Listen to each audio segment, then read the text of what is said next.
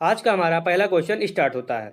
धीरे धीरे का समास है द्वंद्व समास, अव्ययी भाव समास, कर्मधारय समास या द्विगु समास। दोस्तों इसका करेक्ट आंसर क्या होगा?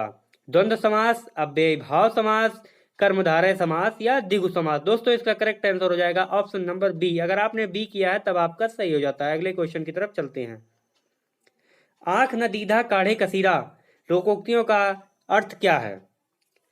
बहुत निपुण बनना, साधन न होने पर भी काम कर लेना, सर्वथा अयोग्य, योग्यता न रहने पर भी काम करने की सेखी मारना। दोस्तों इसका करेक्ट आंसर हो जाएगा हमारा ऑप्शन नंबर डी। अगर आप लोगों ने किया है तब आपका ये सही हो जाता है। अगले क्वेश्चन की तरफ चलते हैं। वही मनुष्य है जो मनुष्य के लिए मरे पंक्ति में कौन सा अलंकार है? अनुप्रास अलंकार, यमक अलंकार, श्लेष अलंकार या रूपक अलंकार। दोस्तों इसका करेक्ट आंसर हो जाएगा हमारा अनुप्रास अलंकार। अगर आप लोगों ने ए किया है तब आपका ये सही हो जाता है। अगले क्वेश्चन की तरफ चलते हैं। वागेश्वरी का पर्यायवाची शब्द है कमला, शारदा, सुखदा या प्रेमदा। दोस्तों इसका करेक्ट आंसर हो जाएगा हमारा ऑप्शन नंबर बी, शारदा। अगर आपने बी किया है तब आपका ये सही हो जाता है। अगला क्वेश्चन हमारा, अव्यवस्थित वाक्य खंडों से क्रमबद्ध वाक्य बनाइए और उचित क्रम चुनिए। भारतीय, बिना हिंसक विरोध के, शुरू से ही, सहेत, आर्थिक और सामाजिक अन्याय को चले आए हैं। इसका करेक्ट आंसर हो जाएगा हमारा ऑप्शन नंबर डी। अगर आपने डी किया है तब आपका ये सही हो जाता है। अगले क्वेश्चन की तरफ चलते हैं। तीन बेर खाती थी वे तीन बेर खाती है, तीन बेर खाती थी वे तीन बेर खाती है में प्रयुक्त अलंकार है अनुप्रास अलंकार, श्लेष अलंकार, यमक अलंकार या अन्योक्ति अलंकार। दोस्तों इसका करेक्ट आंसर हो जाएगा हमारा यमक अलंकार। अगर आप लोगों ने ऑप्शन नंबर सी किया है तब आपका ये सही है। अगले क्वेश्चन की तरफ चलते हैं। विस्मय अस्थाई भाव किस रस में होता है? विस्मय अस्थाई भाव किस रस में होता है? हास्य रस, शांत रस, अद्भुत रस या विभत्स रस। दोस्तों इसका करेक्ट आंसर हो जाएगा हमारा अद्भुत रस। अगर आप लोगों ने सी किया है तब आपका ये सही हो जाता है। अगले क्वेश्चन की तरफ चलते हैं। यद्यपि मोहन धनी है तथापि बहुत दुखी है, कौन सा वाक्य है? साधारण वाक्य, संयुक्त वाक्य या मिश्र वाक्य या उपरोक्त में से कोई नहीं। दोस्तों इसका करेक्ट आंसर हो जाएगा हमारा मिश्र वाक्य। अगर आप लोगों ने सी किया है तब आपका ये सही है। अगले क्वेश्चन की तरफ चलते हैं। जिसके बराबर कोई ना हो, विलक्षण, अनुपम या असाधारण, लोकातीत। इसका करेक्ट आंसर हो जाएगा हमारा ऑप्शन नंबर बी, अनुपम। अगर आपने बी किया है तब आपका ये सही हो जाता है। अगले क्वेश्चन की तरफ चलते हैं। जंगल में लगने वाली आग को क्या कहते हैं? बागनी, दवानल, जठरानी, बाड़ानल। दोस्तों इसका करेक्ट आंसर हो जाएगा हमारा ऑप्शन नंबर बी, दावानल। अगर आप लोगों ने ऑप्शन नंबर बी किया है तब आपका ये सही हो जाता है। अगले क्वेश्चन की तरफ चलते हैं। अगला क्वेश्चन हमारा है, चरण कमल बंदो रघुराई में कौन सा अलंकार है? श्लेष अलंकार, उपमा अलंकार, रूपक अलंकार या रूपक अलंकार। इसमें करेक्ट आंसर हो जाएगा हमारा ऑप्शन नंबर सी, रूपक अलंकार। अगर आप लोगों ने सी किया है तब आपका ये सही हो जाता है। अगला क्वेश्चन चलते हैं। तीन लोक से मथुरा न्यारी का अर्थ है तीनों लोकों में मथुरा न होना, सबसे निराला, मथुरा का बखान तीनों लोकों में है, बहुत सुंदर मथुरा का होना। इसका जो करेक्ट आंसर होगा ये हो जाएगा हमारा ऑप्शन नंबर बी, बहुत निराला होना। अगर आपने बी किया है तब आपका ये सही हो जाता है। अगला क्वेश्चन हमारा ये रहा, मिथिलेश कुमारी किसे कहते हैं? राधा, सीता, सत्यभामा या द्रौपदी। दोस्तों इसका करेक्ट आंसर हो जाएगा हमारा ऑप्शन नंबर बी, सीता। अगर आपने वी किया है तब आपका ये सही हो जाता है। अगले क्वेश्चन की तरफ चलते हैं। खड़ी बोली का प्रथम महाकाव्य कौन सा है? खड़ी बोली का प्रथम महाकाव्य कौन सा है? कामायनी, प्रिय प्रवास, साकेत या निर्जा। कामायनी, प्रिय प्रवास, साकेत या निर्जा। इसका दोस्तों जो करेक्ट आंसर होगा ये हमारा हो जाएगा प्रिय प्रवास। अगर आप लोगों ने प्रिय प्रवास किया है तब आपका ये सही हो जाता है। अगले क्वेश्चन की तरफ चलते हैं। अतः शब्द का समानार्थी पहचानिए। अन्यथा, अतएव, परिणामत, आस्तु। इसका जो होगा दोस्तों करेक्ट आंसर हो जाएगा हमारा परिणामत। अगर आपने आंसर नंबर सी किया है तब आपका ये सही हो जाता है। अगले क्वेश्चन की तरफ चलते हैं। वृक्षों से पत्ते झड़ते हैं में कौन सा कारक है? वृत्तों से पक्षे झड़ते हैं, वृक्षों से पत्ते झड़ते हैं में कौन सा कारक है?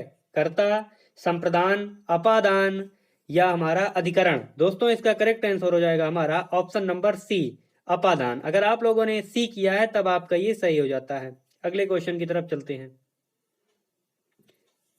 विचार में इक प्रत्यय लगाने से क्या बनता है?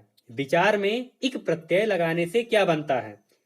वैचारिक, विचारिक या वैचारिक या वैचारिक। दोस्तों इसका करेक्ट आंसर हो जाएगा हमारा वैचारिक, क्योंकि ये सही हो जाता है। हमारा करेक्ट आंसर होगा वैचारिक। अगर आपने डी किया है तब आपका ये सही हो जाता है। अगले क्वेश्चन की तरफ चलते हैं। शुद्ध वाक्य पहचानिए। मेरी 5 बहनें और एक भाई है। मेरी 5 बहनें और एक भाई है।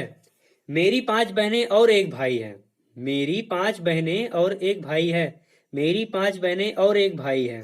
मेरा एक भाई और 5 बहनें हैं। मेरा एक भाई और 5 बहनें हैं। मेरी एक भाई और 5 बहनें हैं। दोस्तों इसका करेक्ट आंसर हो जाएगा हमारा ऑप्शन नंबर सी। अगर आपने सी किया है तब आपका ये सही हो जाता है, क्योंकि मेरा एक भाई और 5 बहनें हैं, ये जो है हमारा सेंटेंस सही हो जाएगा। अगले क्वेश्चन की तरफ चलते हैं। बुढ़ापा एक प्रकार का अभिशाप है। रेखांकित शब्द की संज्ञा, यानी बुढ़ापा एक प्रकार का अभिशाप है। रेखांकित शब्द की संज्ञा जातिवाचक, भाववाचक, व्यक्तिवाचक, समूहवाचक। इसका दोस्तों जो होगा हमारा करेक्ट आंसर हो जाएगा ऑप्शन नंबर वी, भाववाचक। अगर आपने बी किया है तब आपका ये सही हो जाता है। अगले क्वेश्चन की तरफ चलते हैं।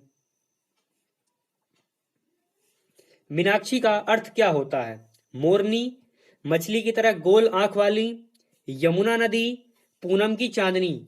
इसका करेक्ट आंसर हो जाएगा दोस्तों हमारा ऑप्शन नंबर बी, मछली की तरह गोल आंखें वाली। मीनाक्षी का अर्थ होता है मछली की तरह गोल आंखें वाली। अगर आपने बी किया है तब आपका ये सही हो जाता है। अगले क्वेश्चन की तरफ चलते हैं। संपन्नता, संपन्नता का विलोम शब्द कौन सा है?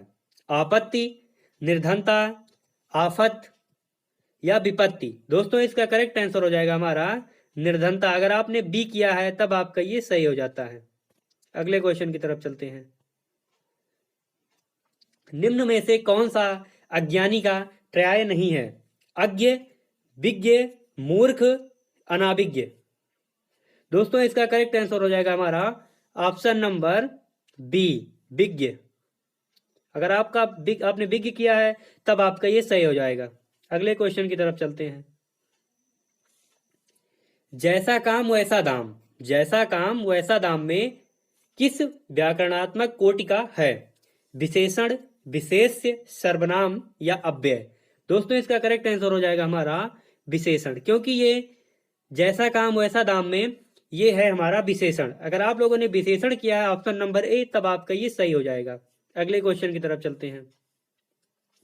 निम्न में से कौन सा लुटेरा शब्द में प्रयुक्त प्रत्यय है? एरा, लुटेरा शब्द में कौन सा प्रत्यय है? आप लोगों को बताना है दोस्तों लुटेरा में कौन सा प्रत्यय है। एरा, रा, आ या ईरा। इसका दोस्तों जो करेक्ट आंसर होगा ये हो जाएगा हमारा एरा। लुटेरा में एरा जो है ये हमारा प्रत्यय है। अब चलते हैं अगले क्वेश्चन की तरफ। निम्न में से कौन सा निसंकोच शब्द में प्रयुक्त संस्कृत उपसर्ग है? निस, निह, निस या निह या हो जाएगा निही। दोस्तों इसका जो होगा हमारा करेक्ट आंसर हो जाएगा ये ऑप्शन नंबर डी होगा, नहीं। अगर आपने डी किया है तब आपका ये सही हो जाता है। अब अगले क्वेश्चन की तरफ चलते हैं। निम्न में से कौन सा पीछे चलने वाला शब्द समूह हेतु एक शब्द है?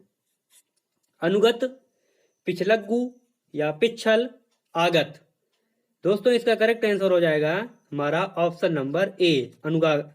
अनुगत। अगर आपने ए किया है, अनुगत लिया गया है, तब आपका ये सही हो जाता है। अगले क्वेश्चन की तरफ चलते हैं। निम्न में से कौन सा काटना का तत्सम है?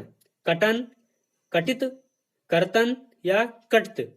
दोस्तों इसका करेक्ट आंसर हो जाएगा हमारा ऑप्शन नंबर सी, कर्तन। अगर आपने कर्तन लगाया है ऑप्शन नंबर सी, तब आपका ये सही हो जाता है। अगले क्वेश्चन की तरफ चलते हैं। कट जाना मुहावरे का अर्थ क्या होता है? शर्मिंदा होना, टुकड़ों में बट जाना, या विभाजित करना, या हमारा होगा आंखें चुराना। दोस्तों इसका करेक्ट आंसर हो जाएगा ऑप्शन नंबर डी। अगर आपने डी किया है तब आपका ये सही हो जाता है। इसका होगा आंखें चुराना। कट जाना मुहावरे का अर्थ होगा आंखें चुराना। अब चलते हैं अगले क्वेश्चन की तरफ। 8 कनौजिया 9 चूल्हे लोकोक्तियों का अर्थ क्या होता है? मस्त रहना, फांका करना, अलगाव की स्थिति, या संपन्नता की स्थिति।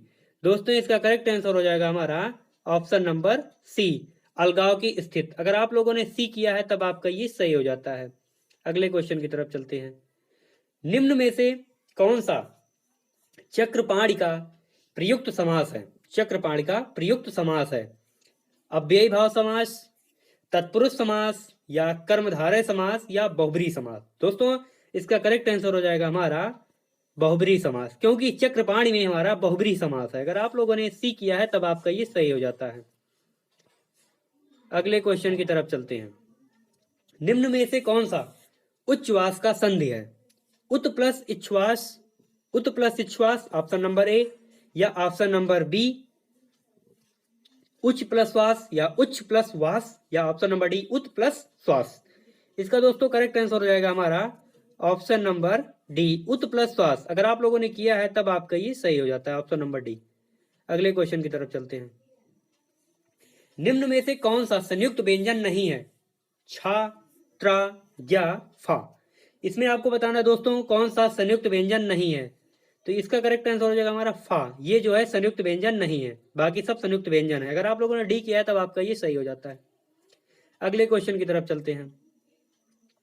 निम्न में से कौन सा कर्मधारय समास है? निम्न में से कौन सा कर्मधारय समास है?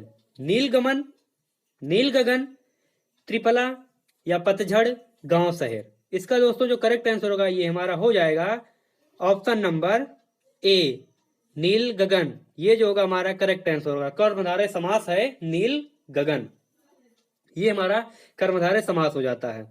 अगले क्वेश्चन की तरफ चलते हैं। निम्न में से कौन सा कौमुदी का पर्यायवाची शब्द है? चांदनी, चंद्रहास, ज्योति, या रोशनी।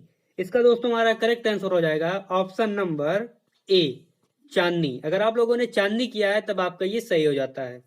आई होप दोस्तों आपकी वीडियो अच्छी लगी। अगर आपको वीडियो अच्छी लगी तो वीडियो को लाइक और चैनल को सब्सक्राइब कीजिए और अपने दोस्तों में शेयर करना ना भूलिए। दोस्तों मिलते हैं कल की एक नई वीडियो में, तब तक के लिए जय हिंद, जय भारत। Love you all. हंसते रहिए, मुस्कुराते रहिए।